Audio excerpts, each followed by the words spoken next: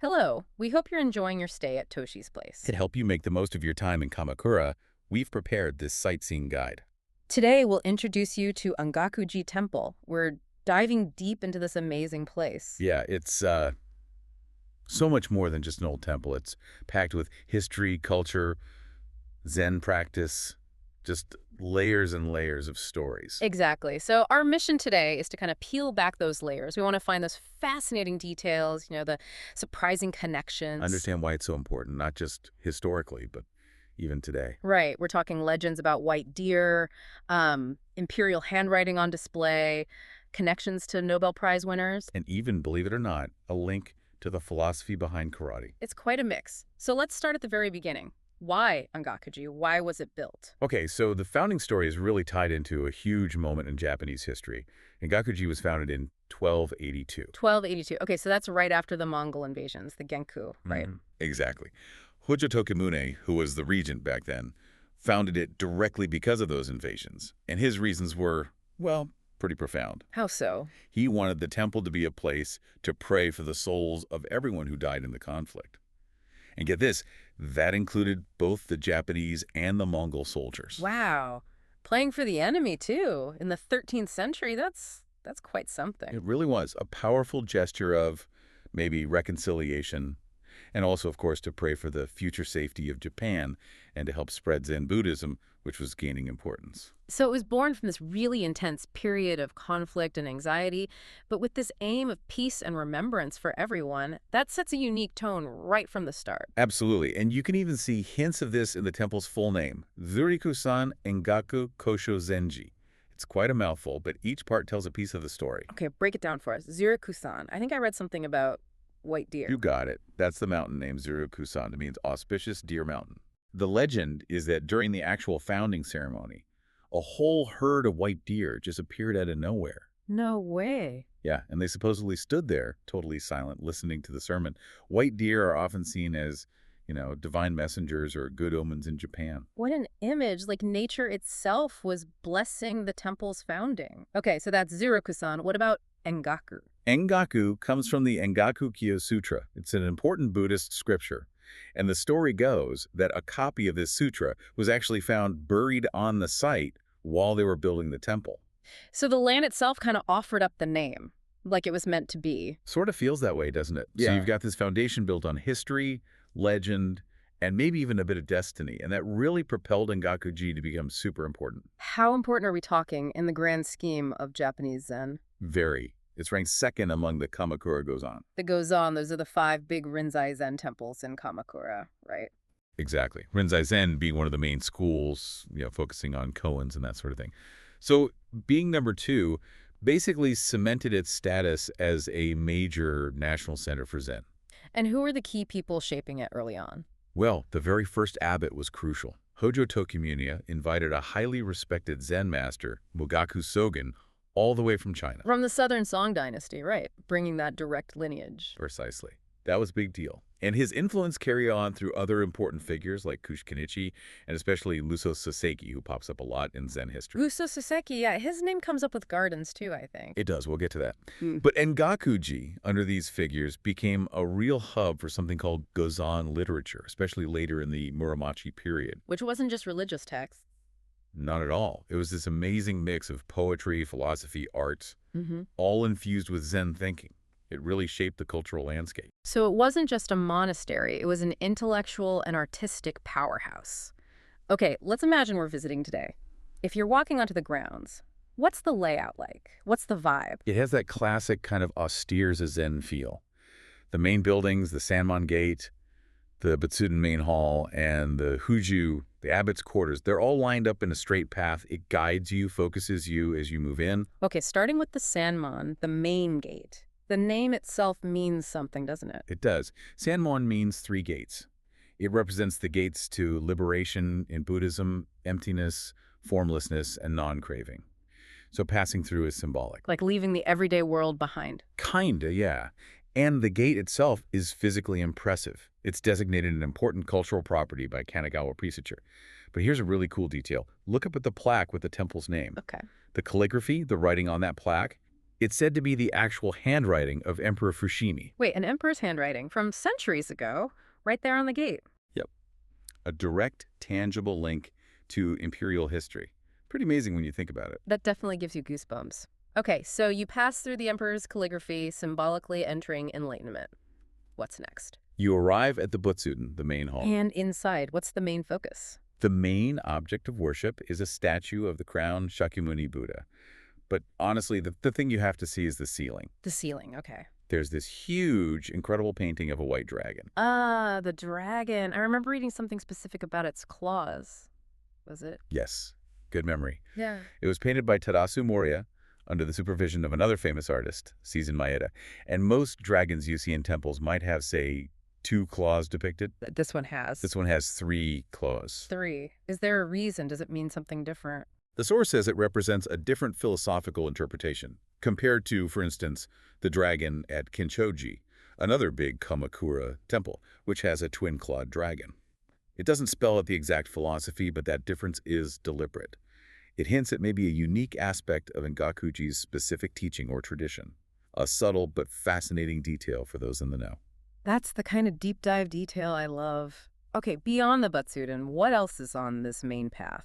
Further in, you find the Hujo, which traditionally is the abbot's living quarters. But it's used for more now. Yeah, it's used for ceremonies, and importantly for visitors. This is where they hold public zazen meditation sessions. Ah, so you can actually practice meditation there. Exactly. And right out front, you can't miss it, there's this massive, ancient juniper tree. How ancient are we talking? The sign says around 700 years old. It's actually a designated natural monument for Kamakura City.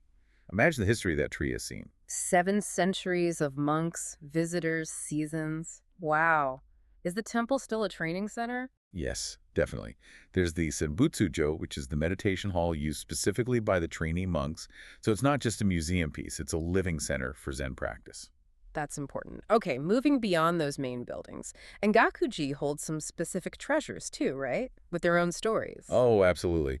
One of the most famous is the Ogani bell. It's huge, and it's a designated national treasure. A national treasure bell. Who made it? It was cast way back in the early 14th century by a master craftsman named Mananobe no Kunimitsu, and it was donated by Hojo Sadetoki, another regent. Is there anything written on it? There is. You carry this inscription, basically a prayer for peace and stability. Long live the emperor, favorable weather, national prosperity, that kind of thing. So a bell cast not too long after those Mongol invasions, ringing out a prayer for peace. It connects right back to why the temple was founded. Exactly. It's like the sound itself carries that original intention. And there's a fun legend tied to its casting. Oh. Well, it was a massive undertaking, casting such a huge bell. The legend says that its successful casting was thanks to the divine assistance of Benzaiten, the goddess enshrined on nearby Enoshima Island. The goddess of Enoshima helped make the bell. That's the story. And because of that, they built a special hall, the Bentendu, on the Engaku-ji grounds to honor her. And this leads to a super rare event, the Ogan Benten Grand Festival. How rare. It's only held once every 60 years. 60? Wow, that's literally a once-in-a-lifetime thing for most people. What a cool connection. Are there other major treasures? Yes, the Sheridan Hall. This one is really special. Architecturally, it's the only building in all of Kanagawa Prefecture designated as a national treasure. The only building. What makes it so special? Well, first, it wasn't originally built here. It was moved from another temple, Taiheiji, and its architecture is considered a classic example of Chinese Zen style. But what it holds, that's the really incredible part. What's inside? It enshrines a crystal reliquary, and inside that reliquary is said to be a tooth of the Buddha himself. A tooth of the Buddha. Seriously. That's the tradition. The belief is it was brought over from China by Minamoto no Sanetomo, one of the early shoguns. It's an incredibly sacred object. I can only imagine. Can you see it? Ah, well, that's the thing. The Sheridan Hall isn't usually open to the public. Yeah. Which, only adds to the mystery and reverence around it. A hidden sacred treasure. Okay, so we have history, architecture, legends. But the temple is also known for its natural setting, right? Definitely. It's nestled in this valley, surrounded by hills. There are beautiful gardens, and the Myokochi and Shirasagi Kik are the main ones. And remember Muso Soseki. The influential Zen master. Yeah, these gardens are attributed to him as well. They're actually designated as National Historic and Scenic Sites. And it has a reputation for flowers. It does. People often call it a flower temple. It's lovely year-round, but it's particularly famous for its autumn colors. Late November to early December is usually the peak. The reds and golds against the dark wood of the temple buildings are just stunning. I can picture that. It sounds incredibly peaceful. So it's clear Engaku-ji isn't just stuck in the past, it's a living place. What kind of cultural life does it have today? Well, it still has active sub-temples. There used to be over 40. Now there are 19 remaining, and some you can visit. One really important one is Butsunishin. Why is that one significant? That's where the founder, Hojo Tokimune, is actually entombed. It's his resting place. And isn't there a literary connection there too? Something about a tea house. Yes. Inside Butsunishin, there's a tea house called Ensokuken. Doesn't look like much, maybe, but this quiet little spot was the direct inspiration for the Nobel Prize-winning novel Thousand Cranes by Yasunari Kawabata. Wow. A Nobel Prize novel sparked by a tea house at the founder's tomb. That's incredible. It shows how the atmosphere there can really inspire creativity. Absolutely. Yeah. And the temple makes its spiritual practice accessible, too. You mentioned the zazen sessions earlier. Right. They offer regular zazen meditation and also things like sutra copying sessions. And the cool thing is, they have options designed for beginners, like evening meditation, they call it yaza, and dawn meditation, gayoten zazen. Often you don't even need a reservation for those. That's great. So if you're staying nearby, say at Toshi's place, you could potentially just go and join a session. Exactly. It makes the Zen practice really accessible. And Kawabata wasn't the only writer drawn to Engaku-ji. Who else? Well, the famous novelist Natsume Soseki actually set his novel, The Gate, Mon, right here at Engaku-ji. And other writers like Shimazaki Tosen and Arishima Takeo visited too. There's clearly something about the place that draws contemplative minds. It seems to be a real muse. And wasn't there another major figure connected to spreading Zen internationally? Yes. D.T. Suzuki, hugely important figure for bringing Zen philosophy to the West. He was connected to Engaku-ji. He actually lived for a time in one of the sub-temples called Shoden.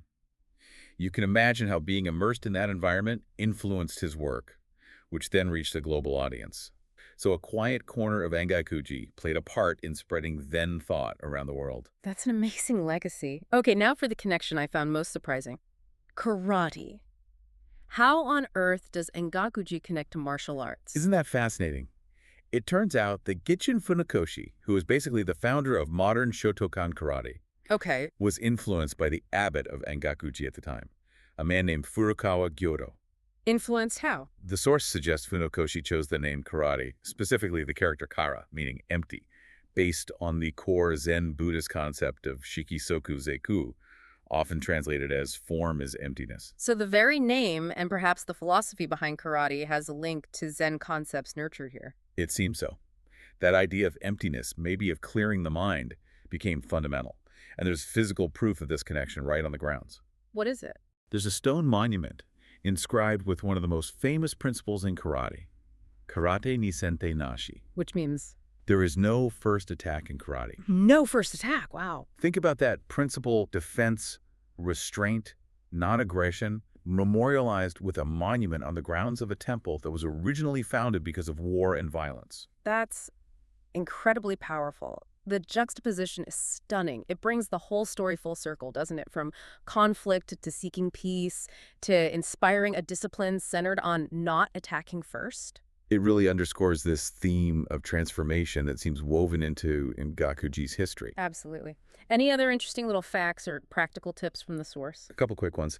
Apparently, the Engaku-ji Temple in Shuri, Okinawa, was modeled after this one here in Kamakura. Oh, interesting architectural influence then. Yeah, and something that explains the current layout, the Yokosuka train line, built back in the Meiji era, actually cuts right through what was originally the temple grounds. That's why you have that railway presence nearby. Ah, that makes sense of the landscape. Any practical advice for visitors? Yes, wear comfortable shoes. Because it's in a valley, there are definitely slopes and stairs as you explore the grounds. Good footwear is a must. Good tip for anyone exploring Kamakura, really. True. And also, if you're into collecting Goshuen, those beautiful calligraphy stamps you can get at temples and shrines, Engaku-ji offers them. And sometimes the different sub-temples have their own unique ones, too. Nice souvenir to remember your visit. Okay, so if we try to synthesize all of this, what is Engaku-ji today? What's its essence? I think it's really this unique blend. It's a place steeped in profound history, yes, but it's also a center of living Zen practice. It's got stunning natural beauty and all these deep cultural connections to art, literature, even martial arts. It feels like a sanctuary, really, a place offering peace, insight, connection, a refuge from the busy world. It sounds like it offers so many different things to different people, more than just ticking a box on a sightseeing list. Definitely. It's a place that invites you to slow down, look closer, and maybe reflect a little. So we've covered a lot of ground. From Engaku-ji's dramatic founding after the Mongol invasions, dedicated to peace for all souls lost, with those amazing legends of white deer and sutras found in the earth. To its role as a major Zen center, shaping culture through figures like Mugaku Sogen and Musa Saseki, and producing Gozan literature. We walked that central path, saw the emperor's handwriting on the Sanmon Gate, pondered the three-clawed dragon, stood by the ancient juniper.